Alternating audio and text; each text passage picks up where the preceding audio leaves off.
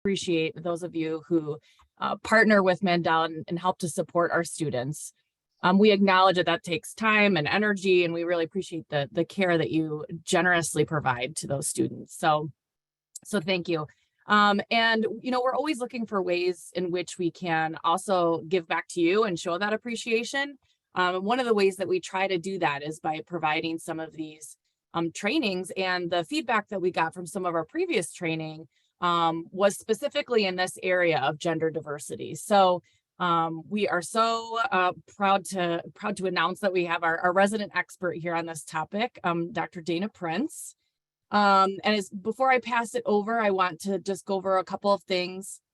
As a reminder, this training is approved for 2 CEUs for full attendance. And in order to get those CEUs, at the end, there's going to be a posted evaluation link that you'll also get via email following. So with that, I will pass that over to you, Dr. Prince. Thank you. Awesome. Thanks so much. So I'm going to go ahead and end our poll now and share the results with you. Does everyone see those? Great. So it looks like we've got a large proportion of you, nearly 73% who are in direct practice. Also have our macro folks and some meso folks, and hopefully today you will learn valuable information that you can apply in your organization or your work with clients at multiple levels of social work practice. I'm going to go ahead and stop sharing that. And I'm going to go ahead and share my screen. Okay. Are folks looking at a blue screen with a progress rainbow flag on it?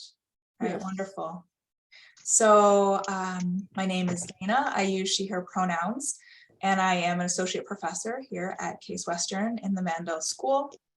And very excited to be here with you to talk about how to work with transgender and gender diverse individuals and communities in affirming ways. I'm going to begin with a land acknowledgement. Give folks a moment to read that.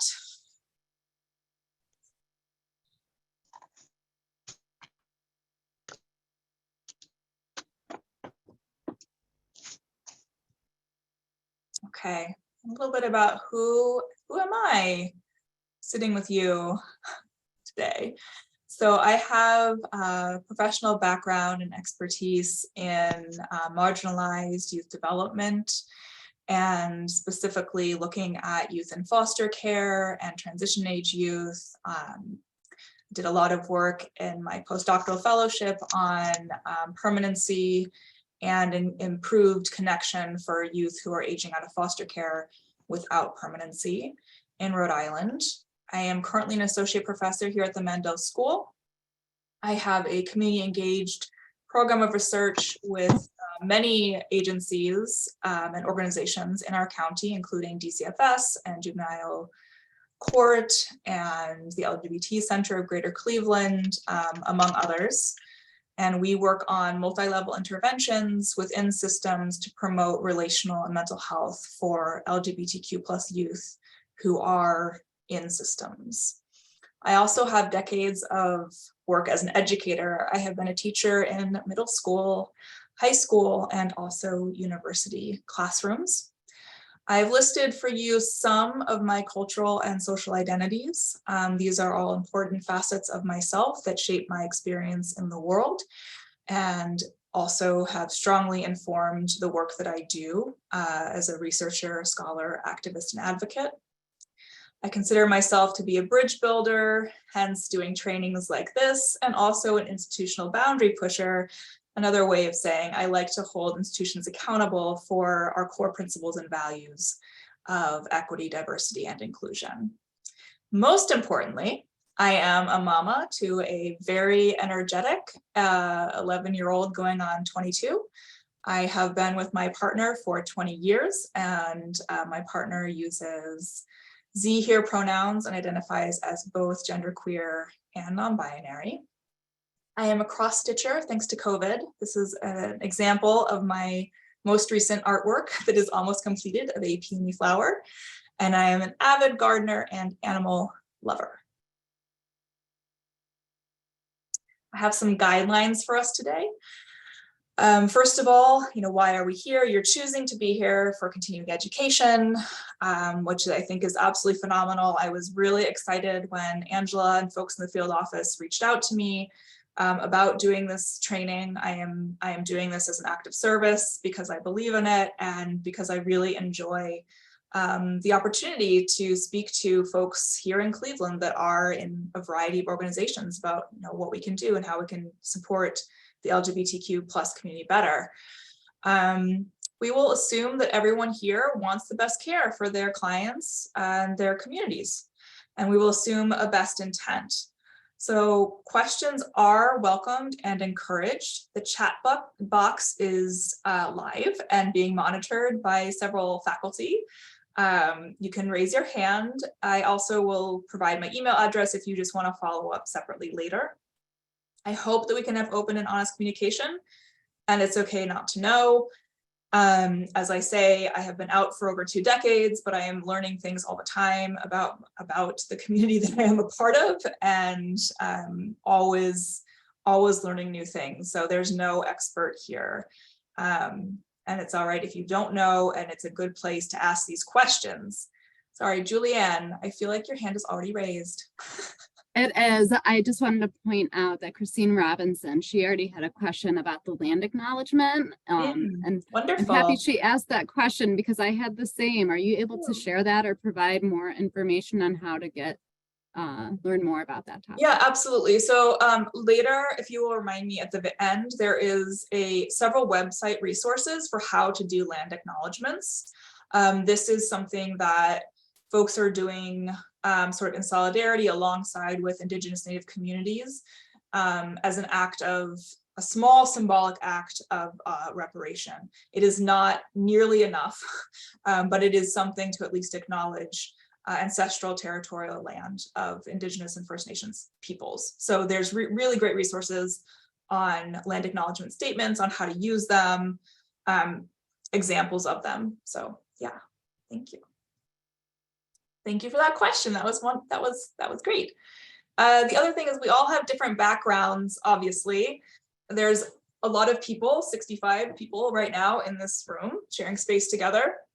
And we are all going to have different reactions to this content based on our own experiences, lived experiences, backgrounds, belief systems, etc. That is normal, that is okay, that is expected. Maybe one thing is to sort of track your own reactions. If you notice yourself being confused or having a strong reaction to something, just sort of noting that. And maybe there's a question within there that you want to ask and maybe not.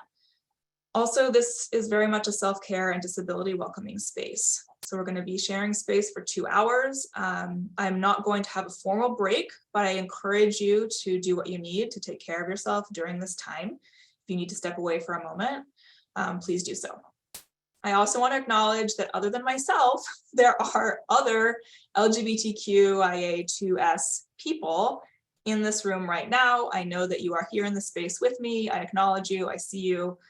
I also know that there are other folks in this community that's very diverse working in your agencies and among those that you serve. So we're here to learn. Your questions, again, are welcome, but your judgment of this population is not. Okay, so we're going to start with just one warm-up breakout activity. And what I want you to do, you'll be getting a breakout room to go into. And when you're with those folks, think about the last person that you shared a meal with, or went out with, or hung out with, and tell your group about that experience without using any gendered language at all. So no he, she pronouns, no gender descriptors like handsome or beautiful or pretty, nothing, no gendered language. So I'm going to ask you all to do that in your small group, and then we'll come back in the main room. So if you can do the breakouts now, that'd be great. There we go. It should automatically assign you. Everybody. It also may pop up and ask if it's okay to put you in that room. I feel like this happened last time too. Did it pop up for anybody? Great. This meeting is being recorded. Okay. We've still got some people popping back, so we'll just give everyone a little more time to return to a large group. And then prepare yourselves, because I'm going to ask if there's any brave soul that feels like they might be able to share a little bit of reflection of what that experience was like. I'm going to ask for 1 to 2 volunteers.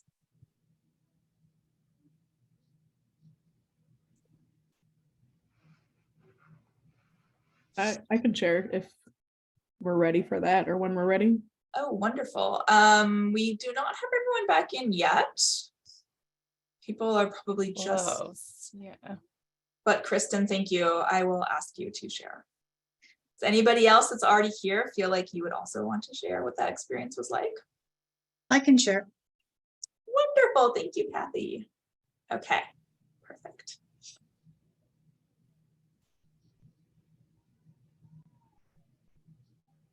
Okay. Now the rooms are closing, so everyone should be popping back any second.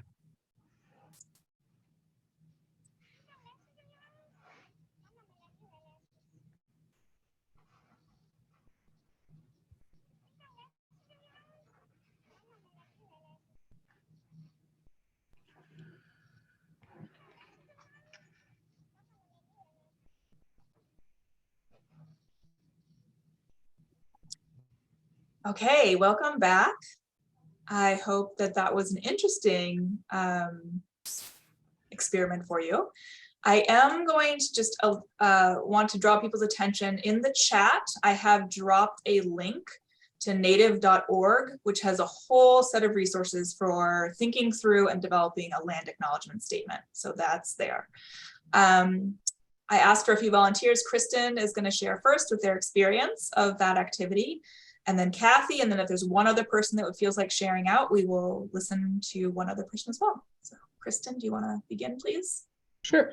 I think it was like you have to think a little more, I guess, when you're talking to make sure you're not doing it or saying any of the things you're not supposed to. But it was kind of nice because we didn't fully understand who we were talking about. You know, because a lot of people use the word partner or family or things like that. So it was kind of nice. Awesome. Thanks, Kristen. Kathy? They're very similar to Kristen's experience. Once we get started, it flowed really well. But what we realized is, one, it probably, I'm breaking up. It probably flows well because we're professionals and we have some experience in this realm, but we also realized that we didn't fully understand who the other person was talking about without a few more descriptors. And like Kristen was saying, we use partner, book club, group, things like that, rather than any specifics. Okay. Any other observations that are maybe slightly different or add a new dimension to what's already been named? My name's Jen. I'm sorry, I can't have my camera on. I'm in a clinic. The camera's not working. But I noticed that a person said waitress just as a default because sometimes jobs have genders, which is crazy. But that's something that you have to pause and think really hard about. Yeah, yeah. And Robin, I saw your hand. It was like you actually had to describe the person as a whole person versus just defined by a gender. And actually that was more meaningful. I was even more attuned to the folks that were describing their dinner as well. I thought that was pretty cool. Beautiful. I love that. More meaningful. I'm going to go ahead and start sharing my screen again. So we are here. Yeah, so here we go. I think something that, a reason why we do this and start here before we dive into talking more about transgender and gender diverse individuals is to recognize just how ubiquitous, how permeated our culture is with gender, right? It's literally everywhere. And even the simplest conversations can be full of gender landmines for folks. As a queer person myself, I am always thinking about language when I'm introducing myself to somebody, when I'm talking about a partner. I'm always thinking about the language that I'm using and how that's being received or perceived by others. The other thing that folks often talk about is that it feels kind of weird, like it feels kind of clunky, or like I have to think more, and all of those sort of things is yes, and that is a huge issue and a huge part of working within the community and doing it in a way that is full of grace and respect, is being okay with that discomfort in yourself, being okay to say, okay, yeah, this doesn't feel like normal to me, and that's for a lot of different reasons, but I can still do this. I can still push myself, I can still work through that discomfort, and then there might be some beautiful surprises that come along the way. So I want to begin with kind of the alphabet soup, right? So a lot of the times folks will ask, well, what do these letters mean, and what are identities, and all these kinds of things. And the language has evolved over time, right? The language to describe members of the LGBTQ plus community changes literally every day, especially with our young folks who are thinking up new language, new terms all the time. But to begin with, when we're talking about the community, and I say that the broad community, we're actually talking about several things. We're talking about sex, we're talking about gender identity, gender expression, sexual orientation, and romantic orientation. So I am going to do a brief overview of what these concepts are, and I welcome questions along the way, because a lot of what I'm presenting might be very new, or if it's not new, still have a lot of parts of it that maybe you aren't as familiar with. So please use the chat, and I am happy to be interrupted by some of the other faculty monitoring that to draw my attention to questions. So the first thing I want you to think about is sex. What makes up someone's sex? I just want to turn that off. And in our society, this is considered what an individual, an infant, is assigned at birth. So we talk about this as sex assigned at birth. And there's two acronyms that are sometimes used in the community, AMAB or AFAB. So someone might say AMAB to mean I was assigned male at birth, or AFAB means I was assigned female at birth. When we think about it if we took a step back, and if I had the time to have you break out again and asked you, well, what makes up sex? A lot of folks would say it's your genitalia, right? That might be the first thing that comes to mind. Genitalia equals sex. So, oh, I forgot this one. I shouldn't have forgotten this one. There's also intersex, okay, which is something that can be assigned at birth or later in life. It's not always necessarily assigned at birth. There's actually 4 things that we use to determine sex in our society.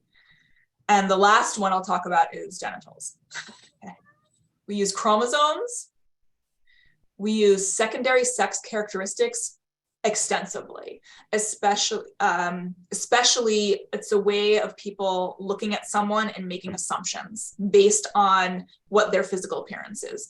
So secondary sex characteristics, that includes the distribution of where body fat is in the body, height, chest, breasts, hair, voice, things like this.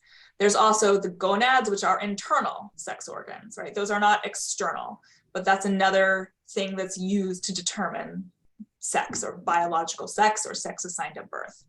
And then lastly, there are, yes, external genitals. Okay, that's sex. And then we move on. Oh, I want to ask this question, right?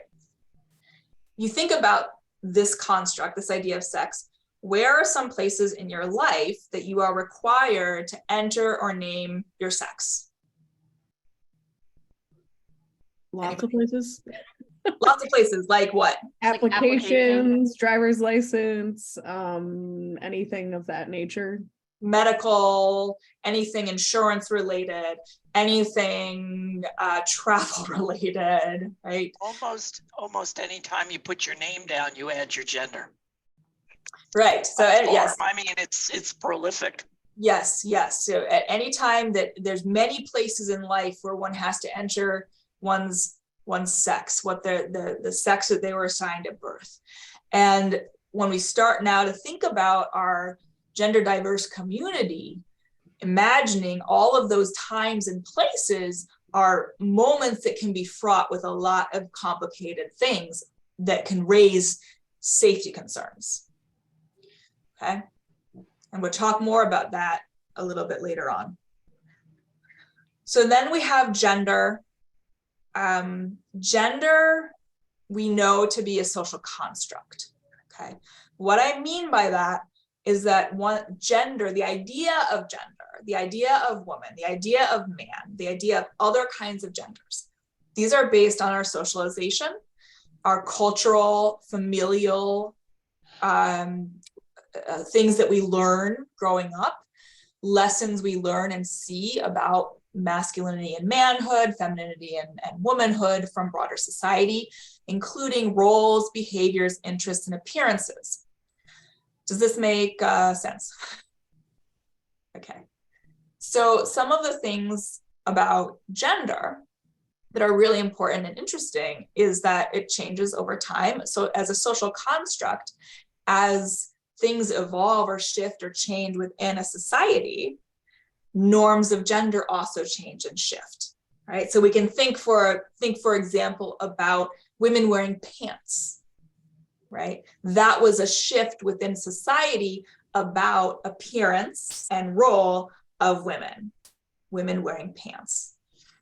Other things have to do with cultural contexts. Different cultures and different societies have really different norms of gender roles and behaviors. In the United States, we don't often see two men meeting each other, embracing with a hug, kissing on the cheek, and walking arm in arm. Those kinds of behaviors among men might be attributed to not being heterosexual or not being masculine. But in Latin American countries, this is very normal, normative common behavior, as well as some Middle Eastern cultures and traditions. Men meet on the street, greet each other with a hug, kisses on the cheeks, walking down the street arm in arm. It is a completely normative masculine behavior in that cultural context, right? So this is something that changes, that shifts. Two terms we're going to talk about today are transgender and cisgender. And these are words that are actually based in science. So trans means to go in an opposite direction, and cis means to go in the same direction. Okay, so when we're talking about transgender, that is a general experience of being born and assigned a sex at birth, and then growing up and realizing, going through a process of realization that what one was assigned at birth does not meet the social expectations of the gender, right, that person feels that they are, okay? So I identify as a cisgender woman because I was assigned girl at birth, right? I was assigned female at birth, and I was socialized around certain gender norms and things about what it means to be a girl, et cetera. And I actually really feel like a woman. Like, I love being a woman. I feel strong. I strongly identify with the gender identity of being a woman. It aligns with my sense of self and who I am. And so I am cisgender. Okay. Any questions about those two words right now? Have more time for language later. All right. So then we have gender identity. This is now the internal sense of self. Okay. So this is who you know yourself to be as a gendered person. It's a core sense of self, a core sense of identity. These are some, not all, but some gender identities that people may hold. I just said I'm a cis woman, I'm a cisgender woman. You could be a trans woman, you could identify as trans feminine, a cisgender man, a transgender man, as trans masculine, as non-binary or NB, as genderqueer, as two-spirit, agender, which is without gender, gender fluid. There's a lot of different ways that gender can show up. There is a galaxy of genders, you know? So that's that internal sense of who I am. Can you say NB? I've never heard that one before. NB is just like shorthand for non-binary. And it's one that youth have used a lot more. And sometimes it's literally N, so like the letter N and then the letter B is NB, right? So they took N for non and B for binary and then spelled it out NB. That's a lot of our language, and their newer language comes from young people, which I, as a youth worker and a youth researcher, I absolutely delight in. If you like adolescence, you'll appreciate the sense of creativity and self-expression here, right? So then I have gender expression. Okay, so gender identity, that internal sense of who I am in the world as a gendered person. The expression then is that outward appearance, what I show the world that relates to my gender. And that includes all kinds of different ways that things that we do with our bodies in the world, right? Like how I did my hair, the clothing that I choose, my jewelry, my makeup, whether or not I have facial hair, how I walk, how I stand, how I talk, how I interact with people. Like gender is all over all of that. And one of the important things within this for our community is that gender expression can show up in so many ways that we don't make assumptions about a person's identity based on their expression. Okay, so it's very, very easy. It's almost implicit, like not unconscious, to look at an individual, to see a certain length of hair, style of dress, mannerisms in the world, and see feminine. And then because we see feminine, we say that's a woman. All right, it's very, very easy to do that. In our community, and with anyone, we have to work against that all the time. How someone shows up in their expression doesn't tell me how they identify. It tells me how they're expressing themselves, which can be joyful, but it doesn't tell me then like what their identities are. You have to have conversations with people to know what pronouns and things like that to use. The other thing is that gender expression can be repressed and be hidden for folks, right? So especially when we think about safety again, and because I work a lot with adolescents and young adults, I know many young people who internally their gender identity may be, I'm a transgender woman, or I'm a woman, I know I'm a woman, but I'm assigned male at birth, but I know I'm a woman. But the gender expression is aligned with what's been assigned at birth, right? Because of safety concerns, because of safety issues. This person, I work a lot within child welfare systems and such. And so the ability to actually express oneself, one's authentic self for youth can be very hard terrain to navigate when you are working inside of systems or with caregivers that may not welcome that. Okay, so you can't assume, don't make assumptions. Basically, that's the takeaway. Sexual orientation now is a bit more complicated than we used to think it was in the past. So this used to be, oh, this is who I want to date. This is who I want to have sex with, right? Like sexual orientation is who I'm attracted to. And that is still true. It is, attraction is a part of it, but it's not the only part. So sexual attraction has three components that we think about. There's attraction, there's behavior, and then there's self-labeling. I can, you can have someone who is sexually attracted to men, who identifies as a man, who identifies as a heterosexual man, and is sexually attracted to men, but they identify as a heterosexual man, okay?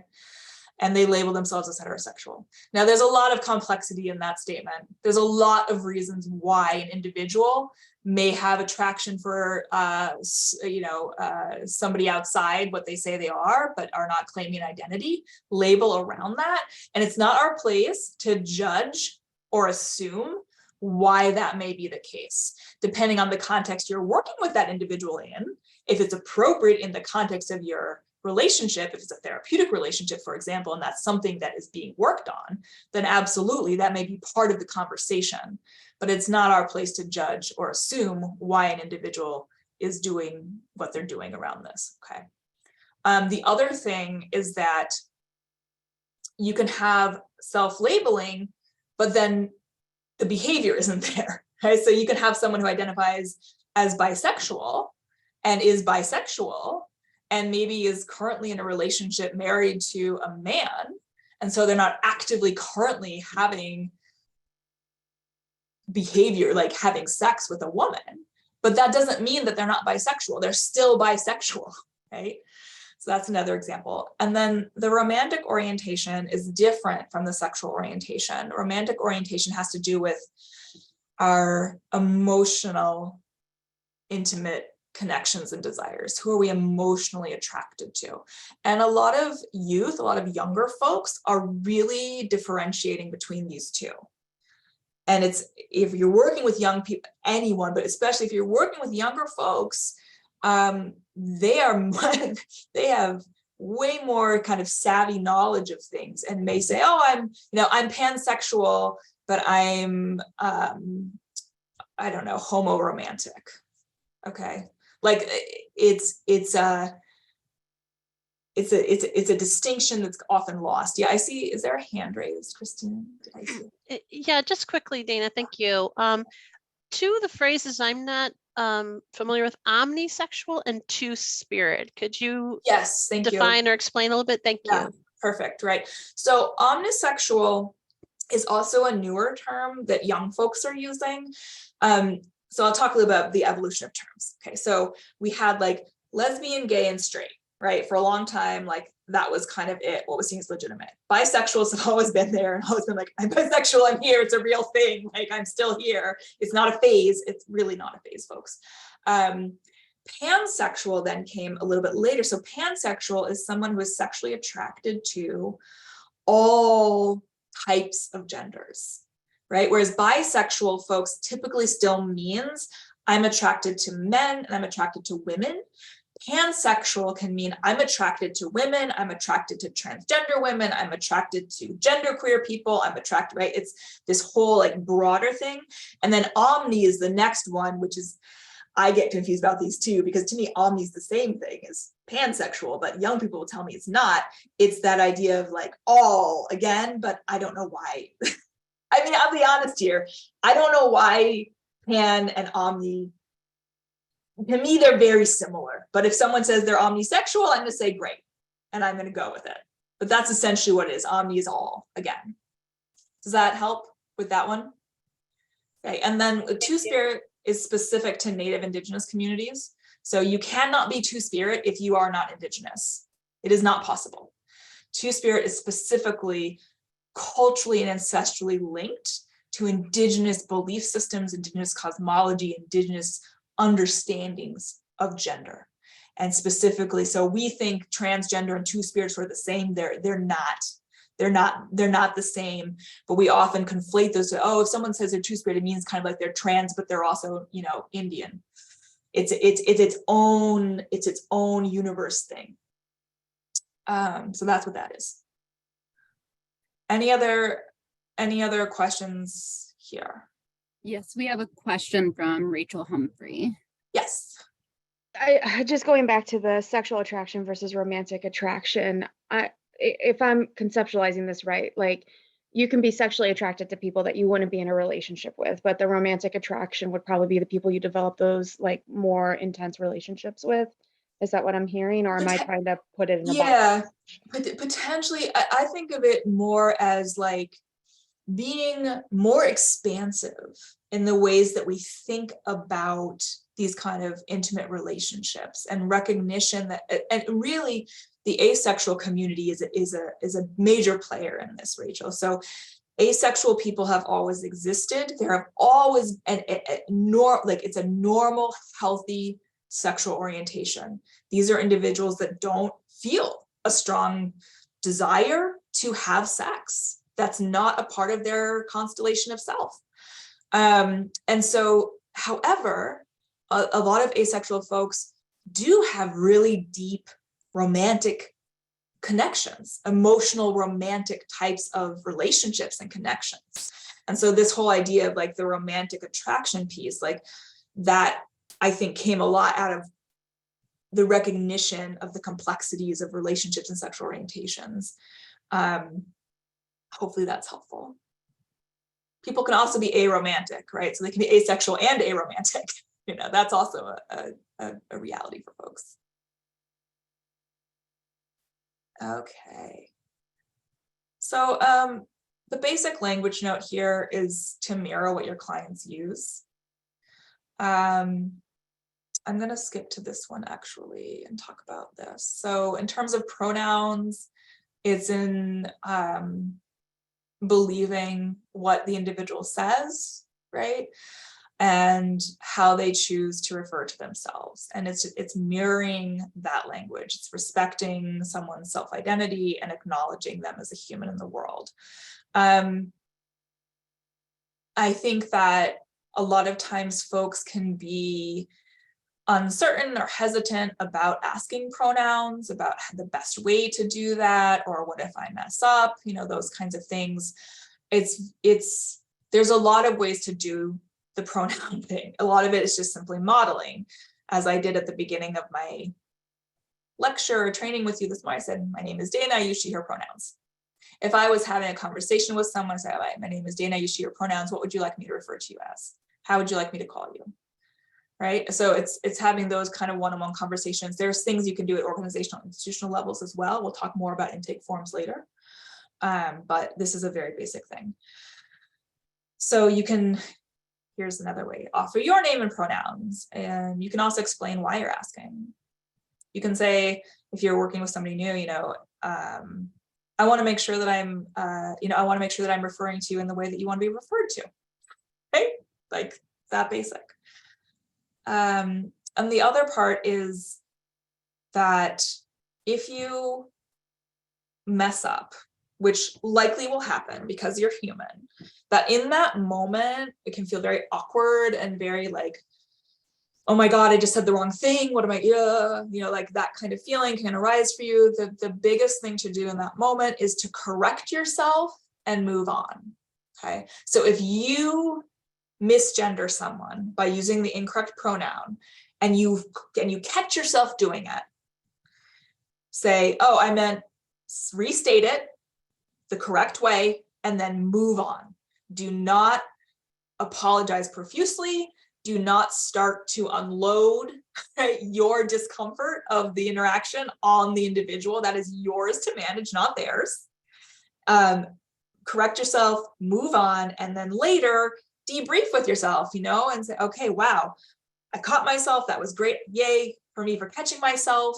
And all the, I felt really bad, but I'm human. I make mistakes and I'm just going to keep trying this, right? That kind of thing. Now, if you're in a situation where you misgender someone and you don't catch yourself, but they do, and they correct you, the response that is most effective is to say, oh, thank you for correcting me. I'm going to work, I'm going to work on this, and then continue on. Do not, again, offload any of your own discomfort or feeling of mess up onto that individual. The good news with this is that using correct names and pronouns actually literally does save lives. So we have research that looks at young people being misgendered and the relationship of that to depression, suicidality, suicide attempt, things like this, but then also being using the correct pronoun. That's a protective factor, how that can reduce that for individuals. Okay, so it's a really simple thing and it has a huge impact. Okay, we're gonna skip that. The other thing I want to comment on with all of this, with this idea of like gender identity and gender expression and sexuality, is that these are fluid things and they change across the life course. And this is particularly true for those of you that are working with children and adolescents. There is a lot of self-exploration that's normative and healthy and developmentally appropriate that goes on during this time. And if you're working with LGBTQ young folks in a setting that's affirming and supportive of that exploration of self, then that young person is going to flourish in their ability to really try things on and change how they're affiliating or what they think, right? And so understanding that that is a common, healthy, and an expected process, right? And that you may need to ask multiple times, what am I referring to you as today? What would you like me to refer to you as today, right? Because it can change. It does change. I've looked longitudinally at data of sexual minority youth and asking them the same sexual orientation question at different points over time. And I've analyzed to see how many change. It's about 30% change over time. The idea of stability is really not even developmentally appropriate in this time. So yeah, I see a few hands raised, and then I'm going to talk about later life too. Who are our hands raised? I don't know. I'm one of them. I'm Stephanie Schleifer. Hey, Stephanie. I have a question, and I'm a little embarrassed or nervous to ask this question because I don't want to be judged. You will not be judged. at what, and because I have a couple of things, but I'm going to try and stay focused on this particularly. Okay. At what point is it the individual's responsibility to tell me what they want to be called? Versus me remembering with every client, what do you wish to be called today? There is this is a totally different situation, but I happen to be Jewish. The majority the majority of our world is not. Yeah. When somebody comes up to me in December and wishes me a Merry Christmas, I don't get angry about it. I say, you know what? I don't celebrate Christmas, but thank you for your good wishes. It's my responsibility to let them know, along with. So I just kind of wonder about that. If we're empowering youth to use and embrace the identity that they are, isn't part of them that telling me? It's actually a really great question, Stephanie. So thank you for asking it. And I think when we think about young people and adolescents, we can't expect every young person to come to the table initially with that strong sense of self and pride and self-worth and ownership of their identity. Right? That's not, it's not a fair expectation of a young person who may be experiencing all kinds of things in their life that tell them otherwise. Right? Okay. Right. So it's almost, there's a developmental piece within that. So what I'm actually hearing you say is, wouldn't it be great if we could work with our trans young folks to come to a point where they can be advocates for themselves?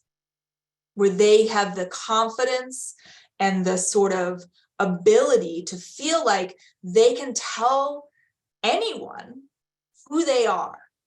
That takes, you don't start there. You have to get there, right? You have to learn how to do that. And unfortunately as well, for a lot of our young folks, they're facing lots of different places where it's not safe for me to tell you, actually, right? Like I work in child welfare. It's not going to be a safe choice for every trans person who's in foster care to tell the caseworker every time that they're trans. That's like the complete opposite of what's going to keep them safe, right? But I suppose, though, isn't it the caseworker's responsibility to develop that trusting relationship with their clients And if they're not, I think that's a totally even different issue that goes back to the basics of social work and counseling. I would agree with you on that from a sort of ethical perspective. And I would say that our work, I mean, come on, isn't it also like, you know, shouldn't everyone be anti-racist in all of their interactions? If I mean, you know, it's just, that kind of, I think that the onus of whose responsibility is not like a simple cut and dry. I guess that's what I'm getting at, you know? And so I think, you know, for you, if you've worked with someone for 10 years, I don't know where you work or what context, but if you've worked with someone for over a period of time, my hope, I guess, would be that they would be in their therapeutic relationship with you, having a strong therapeutic alliance, right? Where that becomes something they learn to do. But also as a therapeutic alliance, that part of that conversation is, do you want to do this in other spaces? Are you ready to do this in other spaces? What would that look like for you to do this in other spaces? Is that a goal, right? So it's a kind of like an interesting one. You start to unpack the layers of that. It's a really good question though. And I have another question, but might open a whole other can of worms. So if you want, I could wait till the end. Yeah, let's wait on that because Emily also has a hand raised, but yeah, thank you though. Emily, or no? Okay, I'm sorry. It took me a minute to find my mute button. My question kind of follows that, but I have a question about the age. In a clinical setting, what is the appropriate age to start asking what pronoun do you prefer? What do you identify with? And let's say it's a younger 6 to 7 year old child, or even 9 to 10 year old child, you know, different age ranges. When is it appropriate to start asking that question? And to follow up with that, how do you address it when the parents will disagree with what the child is identifying as? Right. Then, yeah. So you know, then how do you proceed? Yes, that's it. Also, such a good question and a very loaded one, right? So the first thing I would say is that having conversations with younger children about gender looks really different. So like a 4-year-old doesn't know what a pronoun is, right? You're like, right? You're not like, hey, what's your pronoun? But with younger children, more of what you may be exploring is how that child sees the world, the things that they like to do, often with younger children. So again, I'm situated strongly in child welfare, so this is kind of the context I'm speaking from. But there are absolutely both foster parents and biological parents that will talk about younger children's gendered behaviors. Okay, so-and-so you know, likes to play with dolls. Why is he playing with dolls? Or he only or so-and-so wants to wear dresses, right? So that is one aspect of child development that's also normal and doesn't necessarily mean that kid is going to persist in those types of interests, right? Or identify as anything other than cisgender later on. And so when you're working in those contexts with families, a lot of it actually has to do with the parents, right? Or the caregivers. You know, what are their perceptions, understandings of what is appropriate or inappropriate for boys and girls to do? Where did that come from? How can you show and model that actually play is very healthy, is how kids learn, and that can look a lot of different ways. Okay, so that's like the younger kids. Now, there are times when you will have a young child declare and tell you, I'm a boy. That does happen too. So there's a whole range of things that can occur here. That can be 4 years old, that can be 2 years old, that can be, you know, and at these points too, a lot of it is about, you know, not necessarily fixating on it so much as having that just be a part of the exploration at that time. It's a lot of normalizing and again, it's working with parents. That's the bigger issue. Elijah Neely he just passed, amazing child and family therapist for transgender kids. And he has a book that, if I remember, I'll put in the title, I'll pop that in, but it's a really great resource for thinking about the parent caregiver aspect of that.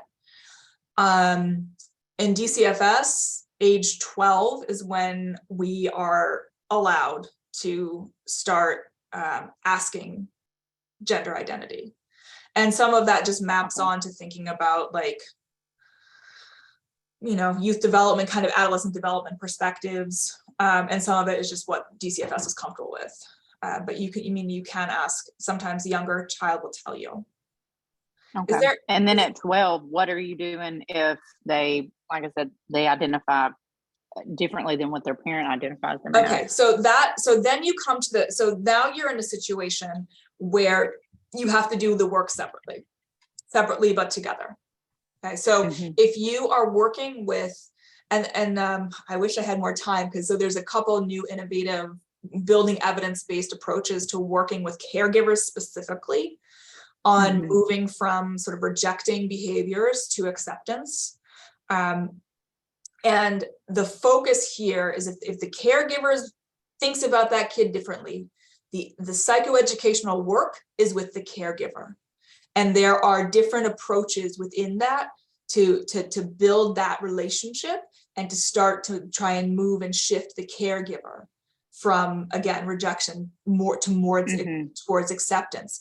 Now, with the kid, when you're individual with the child, it's these best practices of mirroring, of following their language, of affirming their identity so that they know that there is a safe place where they are believed. And then working on some of these other ways of connecting them to other resources. But that is a very common and sort of tricky dynamic, but you have to, yeah. Does that help? Yes, thank you. Okay, all right, great. Okay.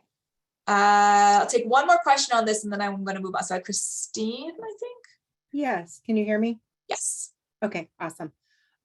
So thank you so much for giving some phrasing around fluidity and asking that question. I've also had some difficulty from an advocacy perspective. Like, I know someone prefers they, them, and someone else is speaking of that person using he, and I say they prefer they. And then that person says, I've had conversations with him and he is preferred and they're comfortable based on our conversation with he. I don't know how, I want to be an advocate, and I mean, that could become a lengthy conversation around all of that. Do you have any suggestion of how to handle that in an advocacy kind of way, the fluidity piece that I may not know, that someone has a different feeling of their preference today?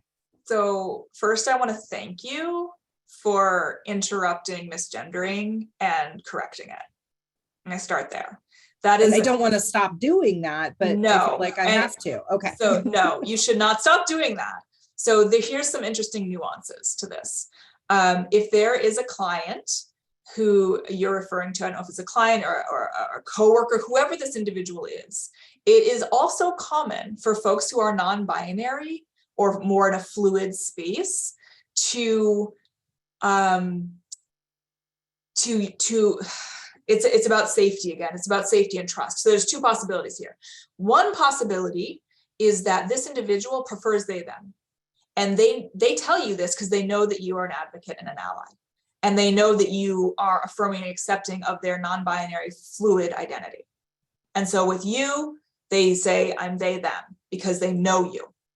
Now, it is also very common then for folks to tell other people, oh, I don't really care, or I use they, he, or whatever you want. Now that is a way of self-protecting, right? And like being like, I don't want to deal with this person. I can't manage the interaction here. And it's easier for me to just be like, whatever, call me whatever you want. I don't have the energy for this individual, right? I can't do it. So in this case, if it's someone with whom you see regularly or whatever the situation is, I would have a conversation with them and say, you know, look, I want to be the best advocate here. I use they, them pronouns when I refer to you, and I interrupt misgendering when I see it happening in the office space. Is that cool? Like, can I, you know, right? That kind of like, that's what I would do. That's what I would do, because you don't know why they're giving different things. Yeah. Thank you so much. That was very validating. I appreciate it. Good, thank you. Okay, we're gonna move on. We could spend all of our time talking about identity, but I'm gonna just keep us going because there's a lot of other content. So why does all of this stuff matter, right? Like, I'm talking about pronouns, talking about these things. So I think it should surprise no one in this space that our community faces just like alarming and horrifying rates of discrimination, of refusal of care, health and mental health concerns, discrimination across contexts, be it housing, employment, access to medical treatments, all of these things. Some things for you to know, it's important to know that Ohio does not have statewide protection against discrimination for LGBTQ people, okay? There is no statewide anti-discrimination policy law in Ohio to protect sexual orientation or gender identity or expression against discrimination. So what does that mean? That means, yes, you can get fired in Ohio if you are trans at work and someone has an issue and it comes out that way. Like, you can be not hired because of your sexual orientation. You can be refused care. You can be like, right, not given an apartment, etc., or evicted. There are protections in 34 municipalities, these are cities or counties. Local ordinances have been passed, including Cuyahoga County, that are protecting against discrimination based on sexual orientation. However, only 22 of those also include gender identity and expression, right? We face significant access issues, and especially in terms of navigating systems. And that includes health, mental health, substance abuse, recovery, addiction, homelessness services. This becomes even more complicated when we think about intersectionality and the ways that Black, BIPOC, other folks of color who are also part of the LGBT community face additional stigmas, discrimination, and barriers. So what this means is that there's extensive research to support each of these things that I'm going to tell you. Sexual and gender minority individuals, which is sort of shorthand for LGBTQIA2IA+++, Two-Spirit, avoid healthcare systems altogether. Avoid or delay seeking preventative care or screenings. We face additional violence when seeking transitional or emergency shelter. Do not receive appropriate resources and supports when experiencing intimate partner violence. And we are at risk for unique health, mental health, and other concerns that go unaddressed. Okay, so there are a lot of really hard and really bad things going on. Like to just introduce moving forward and thinking about what works, what's important.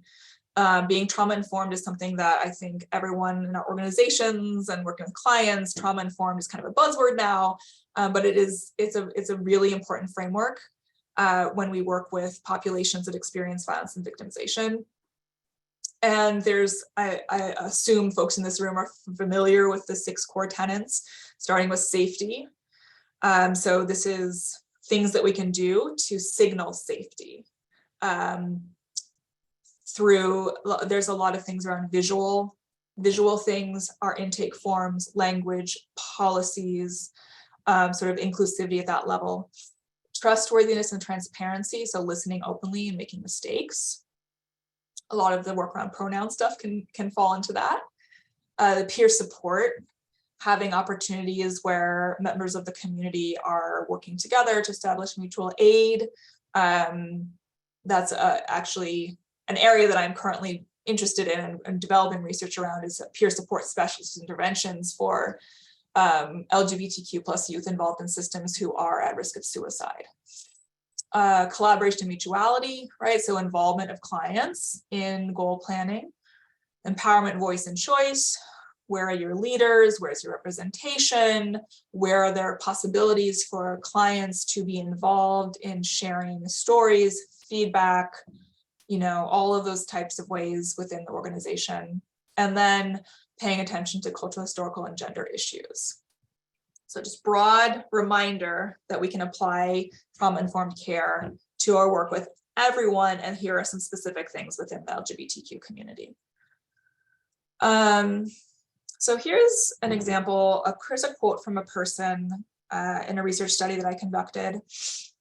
This is about delays and not going to the doctor. So this person said, as a trans person, you try and go to see the doctor and it's never been heard of being trans. Trans people never even make it in the door. So pretty much black market has been our doctor. You know, you're not judged at the black market, you're not criticized. When you walk into the doctor, including hospitals, as soon as you walk in that door, you've got staff members snickering, pointing, you know, calling you names. It's always been a barrier before you got to see the actual doctor. Even if you get past the front desk, the nurse who checks your vitals, they're talking crap, bringing in their friends to come look at you. It's like you're on display. And when you finally get to see the doctor and they don't even know how to treat you, what to say to you, how to even acknowledge you. So it's like, why am I even here? I'd rather just stay at home and die. That's from a Black trans woman living here in Cleveland. Here's another example, though, about what increases connection to care. Why, this person says, excuse me, what has gotten me back to being more consistently connected is actually being able to access a doctor at the center through Pride Clinic, and also being able to get lab work done there too. There's a certain relief that arises from being able to see a provider that's non-judgmental, actually listens to you, and also being able to be in a safe space like the center. This was a queer, non-binary person of color, again, talking about ways that they became reconnected with, in this case, healthcare services. So what is SGM affirming mental health care?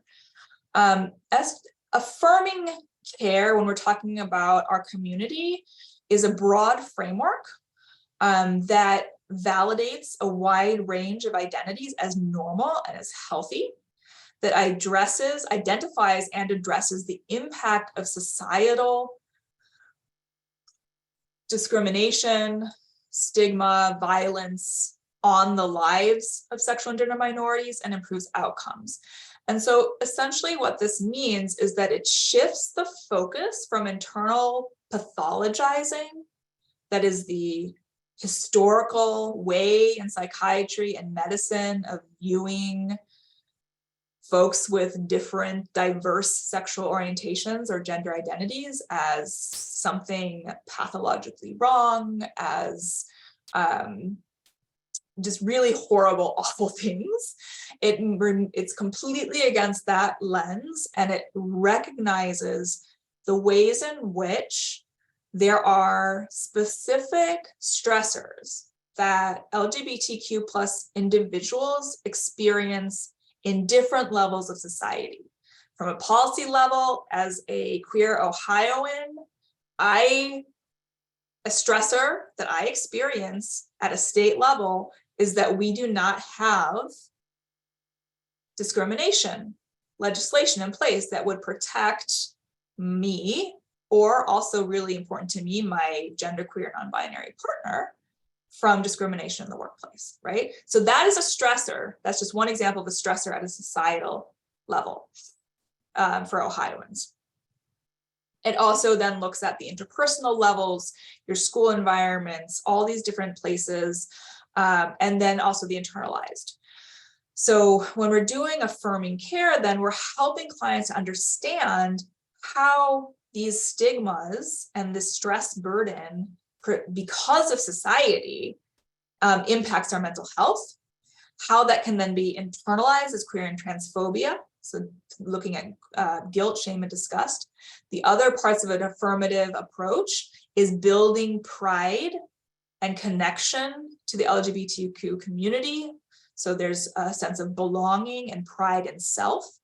And then also building agency, which goes back to Stephanie's point of earlier, right? An affirming approach is also building capacity and agency to advocate for oneself when it is safe to do so, and also to advocate for others. And this builds resilience and resistance.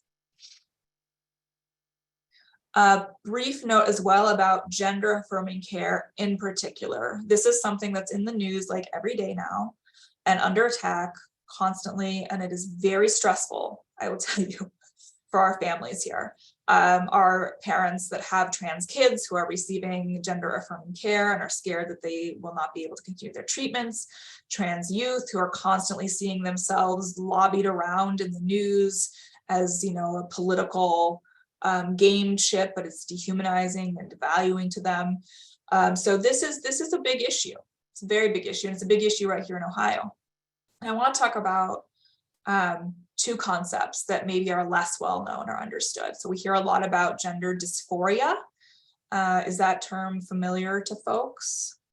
All right, so a lot about gender dysphoria. So the sort of the impacts of the mental impact, the mental of living in a body that is not like congruent with how one sees oneself in the world.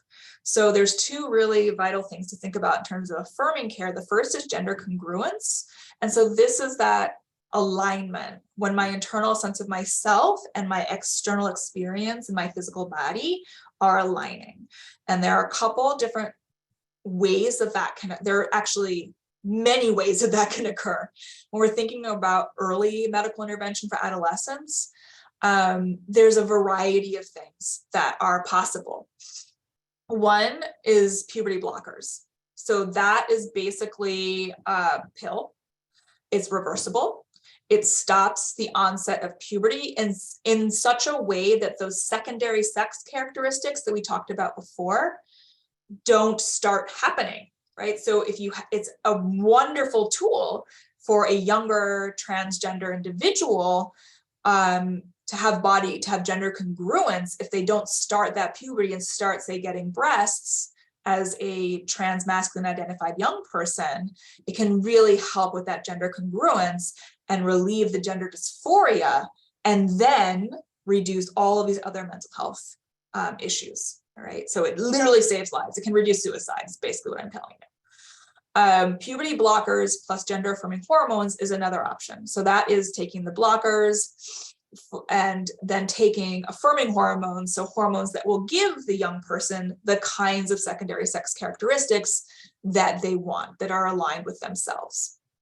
That's a possibility. And then finally, another possibility is blockers plus hormones plus gender affirming surgeries. Okay. The other part I want to talk about is gender euphoria and gender joy. So the opposite of dysphoria is euphoria. And gender euphoria is like one of the most precious things to see in our young people and in anyone of any age, to like older folks as well. I have connection with community members of all ages, and I will always remember a woman. I have been doing this work for a very long time. I will say that, first of all. I was doing trans advocacy work when I was 21 years old living in Philadelphia. Okay, like, I don't know why I've always wanted to do this, but I've always done this. And I met an older trans woman when I was 21 years old in Philly. She came out much later in life because of a lot of the generational kinds of issues. And I met her at the LGBT Center this one day in Philly, and she had her hair done, and she was wearing this like just stunning dress, and she was just glowing. She was glowing. She was gorgeous. She was in herself. I can't describe, it was gender euphoria, and she radiated this joy, and it is so beautiful.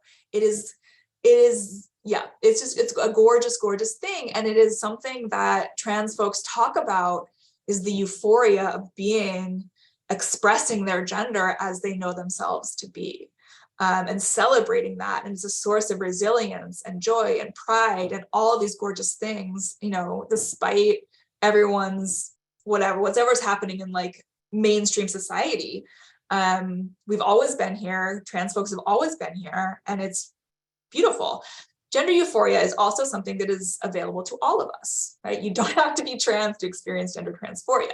I, as a queer woman, identify as femme.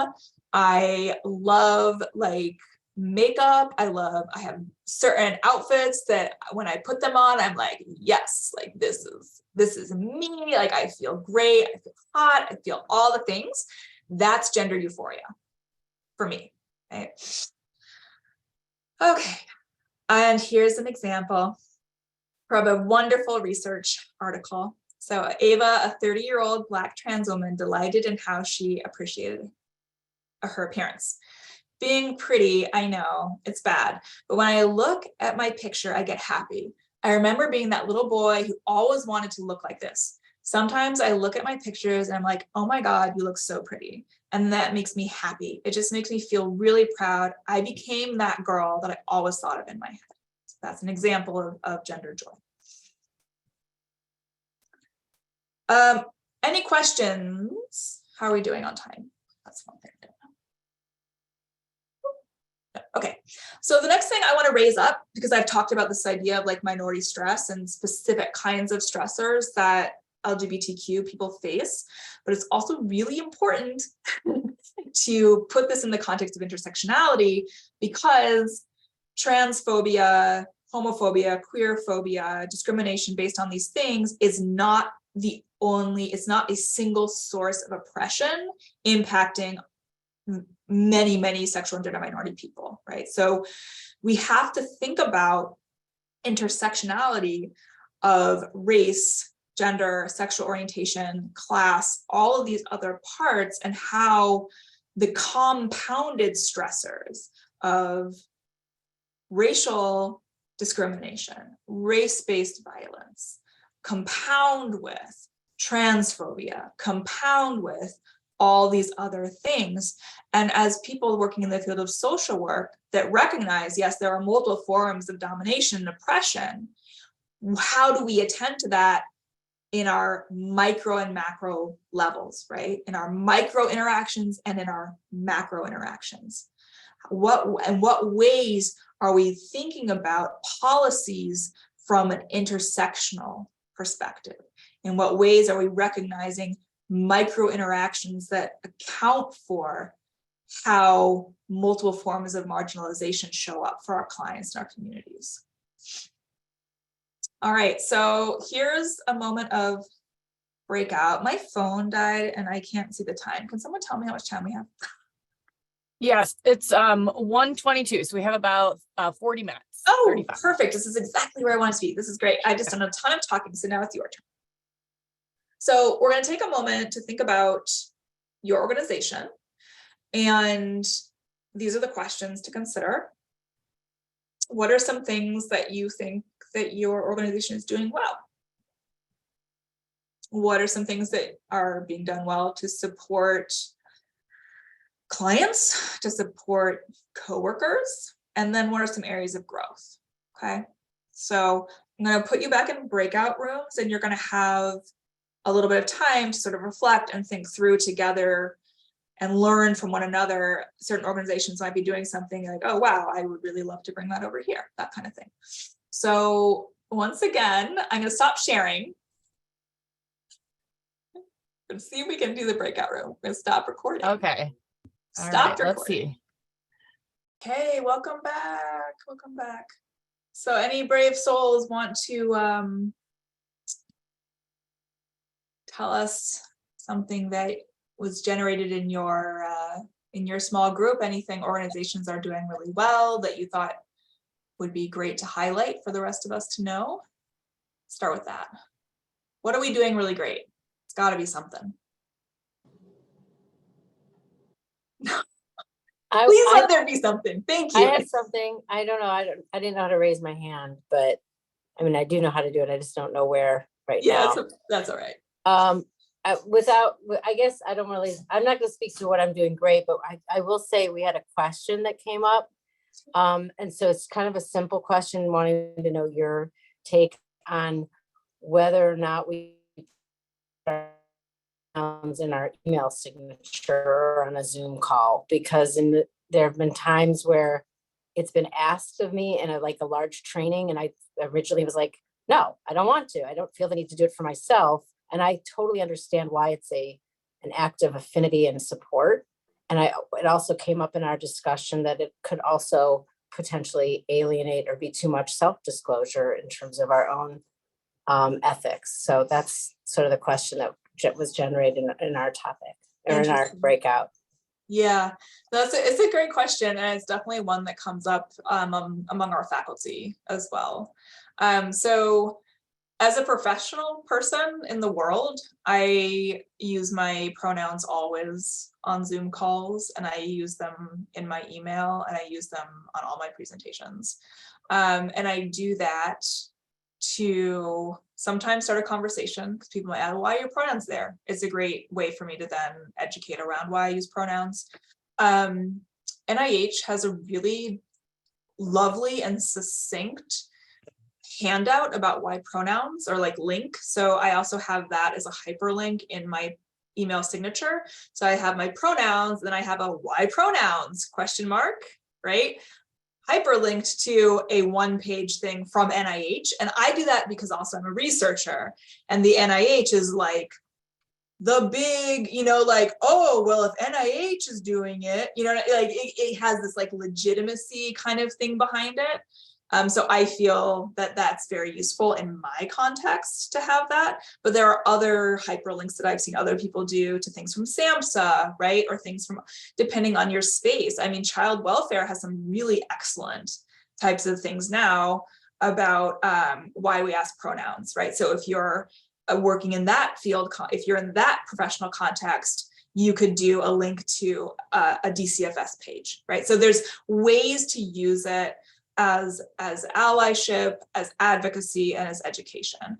And in a professional role, I feel that is part of my professional responsibility, who I am and what I do to do those things. Always, pronouns are a personal choice. This comes up a lot in classrooms. We ask people to say name and pronoun, go around in a circle. That there are times when students who are using other types of pronouns, or who are questioning that, don't feel that they've been put on the spot, right? So I've adapted that to say, I'm going to go around, introduce yourself with names and pronouns did you like, in a classroom setting, right? So sometimes it really, I guess, Amy, the context matters. The context matters. If I'm at the LGBT Center, though, which I do tons of work with them, research collaborations, running something in the community, then always name and pronoun, because it's a community norm in that space to do so.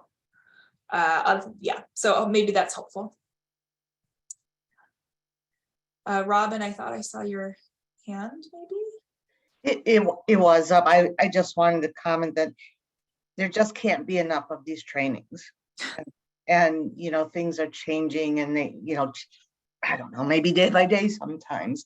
And working with adolescents with dual diagnoses that, and in a trauma-informed care environment, which is the hope, we're all human. Just whenever I attend one of these, and this one has been spectacular, just knowing that you just got to keep on it. There's a lot of big topics out in the world. Yes. This is one of them. Yeah. Yeah. Thanks, Robin. I appreciate that. I really do. Other thoughts from folks about something that your organization is doing particularly well, you think, around supporting and affirming this group? Anybody else? I can share again. I shared in our group that recently we updated our application form for our program to include pronouns, gender. We used to only have male, female. Now we have male, female, non-binary. Don't mind my child screaming. And then we also added, if we have to have their legal name for legal purposes, but then we add in, do you have a name you want to be called that is not your legal given name? Yes. So now we have many options where they can share and express themselves how they feel best fit for them. Yeah, that's great. And a lot of those conversations too, being transparent is it's one of the principles of trauma-informed care, is being transparent. And so we do live in a world where billing for services, you have to put legal name and legal sex, right? That is a reality that we live in. And when you're doing this work with clients who are gender diverse and non-binary and trans, being transparent. For insurance and billing purposes only, I have to use your legal name. I'm sorry, this is a fault of the system. I have to do it for these purposes. But then being transparent about in other communications and all other communications with you, using the appropriate, the correct name and correct pronoun. So there's a lot of ways that are very small ways to be transparent and open and affirming. That's another example. Anybody else want to say anything on this before we move on? I was just going to say that I'm excited that our middle school, and I mentioned this in our group, that, and this is kind of unheard of in the school that I'm at, they are having staff and teacher training. So Glisten is going to be doing that, and it took some parents coming in and meeting with the principal and just saying, like, look, we're doing that. We have to protect our kids. And so the first step is to get our staff trained. So it's going to be hopefully going to move into more things happening. That's fantastic. And I know that those kinds of things are battles hard fought. That's a win, that's a win. We got to count them when we get them, and it's a win. And then there will be more work to do after that. That's, but that is phenomenal. I started the GSA, the Gay Straight Alliance in Seattle. I came out when I was 15, and I started doing advocacy work right away as a young person. And one of the things that I did was co-founded the first GSA in our public high school, and that was 1997.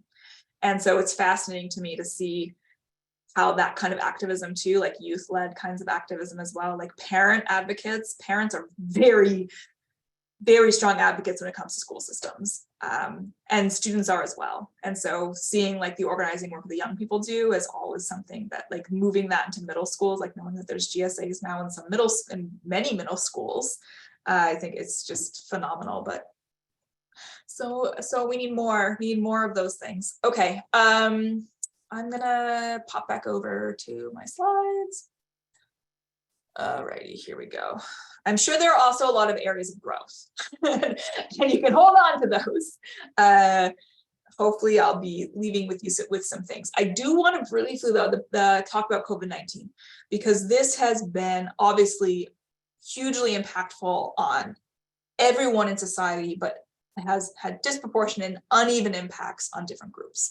And our community is one of those groups. For the first time in 2021, the US Census Bureau included sexual orientation and gender identity and sex assigned at birth, three things in their survey, in the household pulse survey. This survey was designed to capture the impact of COVID-19 across a variety of health indicators, health and economic indicators among the US population.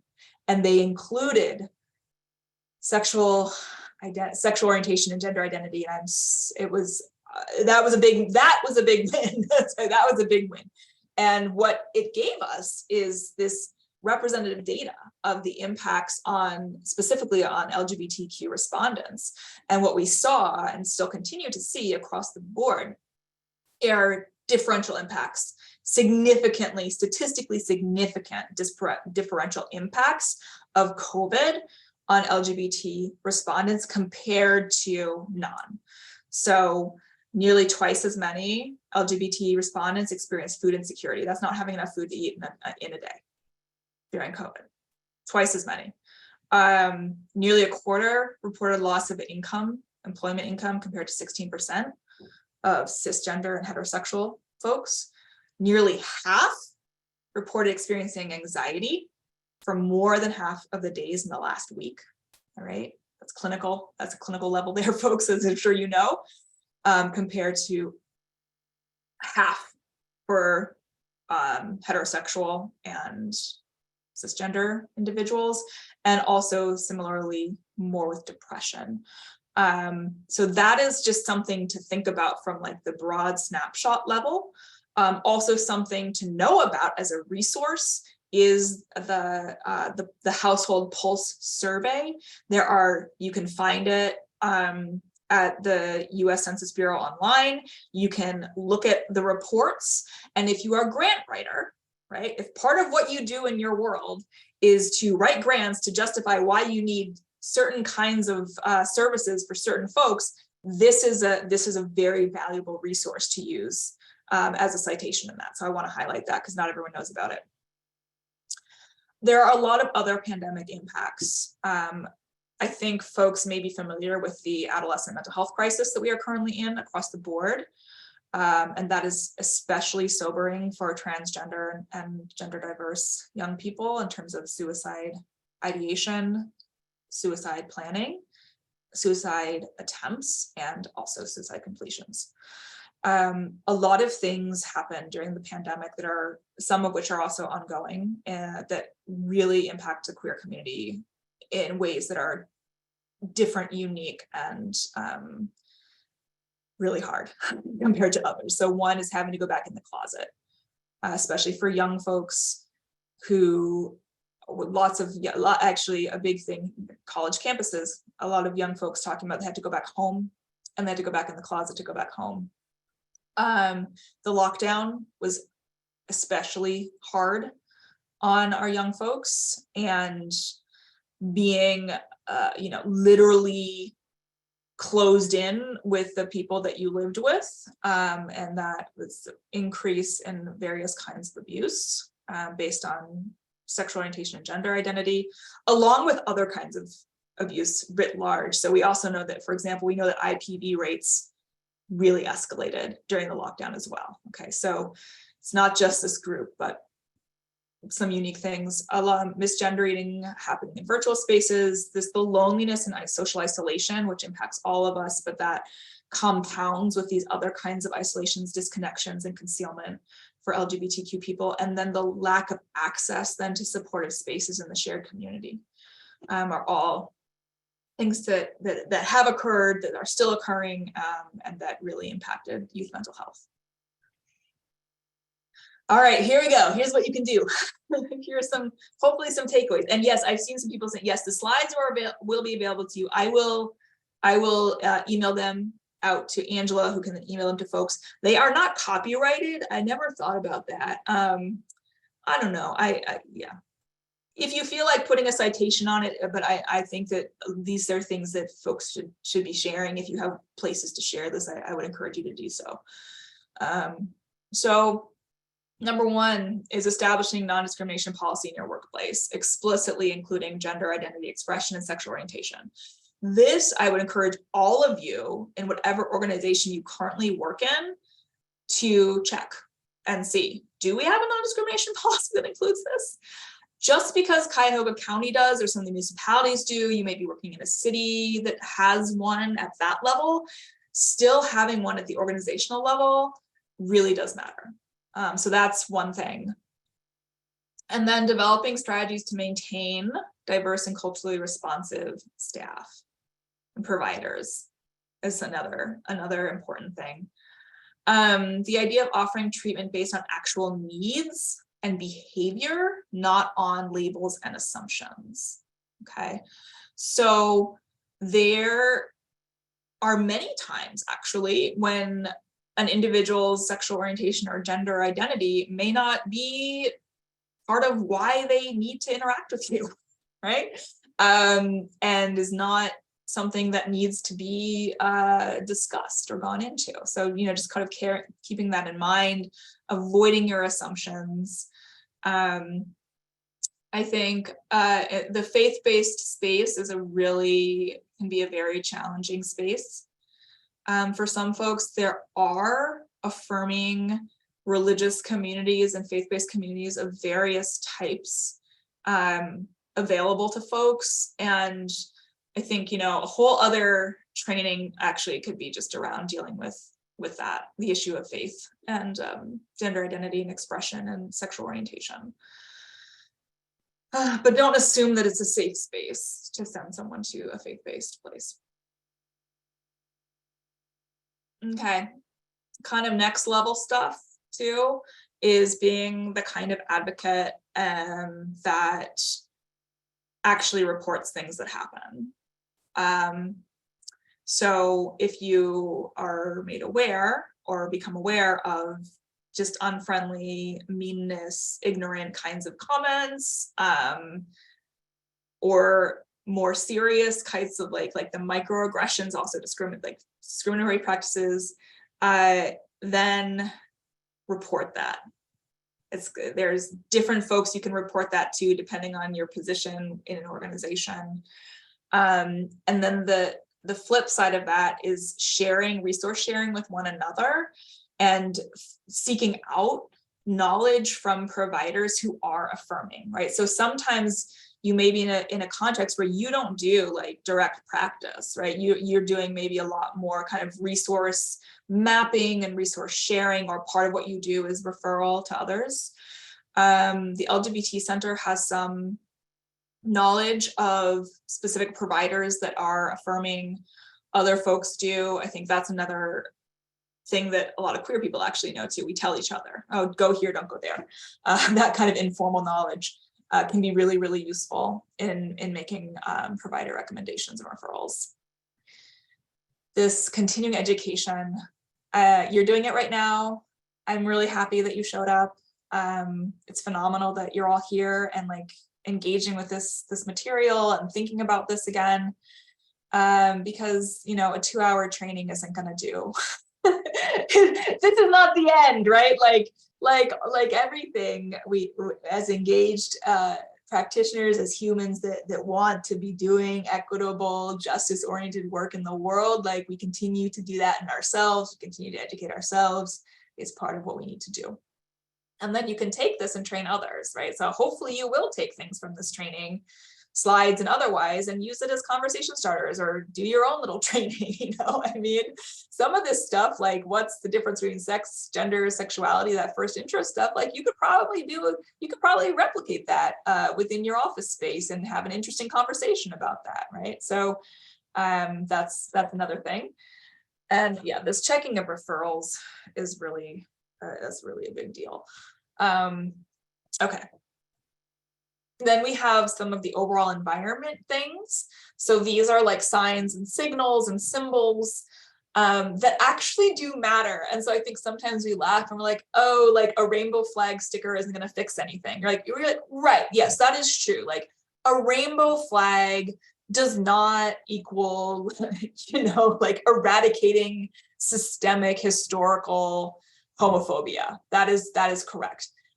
However, it matters. We have a rainbow flag flying in front of our house, and I didn't think very much of it. Actually, I never wanted a rainbow flag until I moved to Ohio, and then all of a sudden I was like, oh my God, I have to have a rainbow flag. Like now we're living in Ohio. Like this is, you know, I have to have a rainbow flag. So we have a rainbow flag, and my partner and I just kind of joked about it until we received an anonymous note thanking us from a teenager in the neighborhood, no idea who, thanking us for the rainbow flag. And I was like, wow, that is really interesting. And then a different teenager in the neighborhood thanking us in person for the flag and that it helped him feel more comfortable being bisexual. And I thought, you know, I'm not making fun of rainbow flags anymore. You know, I'm not doing that. I have it on my office door. You know, same way I use my pronouns. I mean, these are these signals do matter to people, and especially to youth. They watch it, they see it, they notice it. The pronoun pins, the little rainbow thing pin on your bag, all of that stuff. And then we also have things to think about, like your intake forms, those kinds of things. Actually going to spend some time on that right now. Okay, so here's some things to think about with intake forms. Here are some areas where bias lurks, okay? One is the relationship status box, to include partnered, living, or living with a partner. If you don't have that, if it's just married, single, divorced, and widowed, adding the partner language is really important. Also, adding multiple partners or dating as a category of relationship status.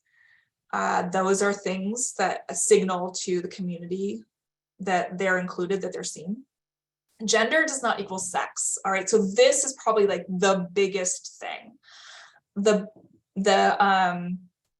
A two-step approach. Like, first of all, do you have to ask sex? You might not actually need to ask that, right? So sex is male, female, and intersex. Gender can include man, woman, non-binary, gender expansive, gender queer. Do you actually need to know the sex of the individual? Can you ask gender?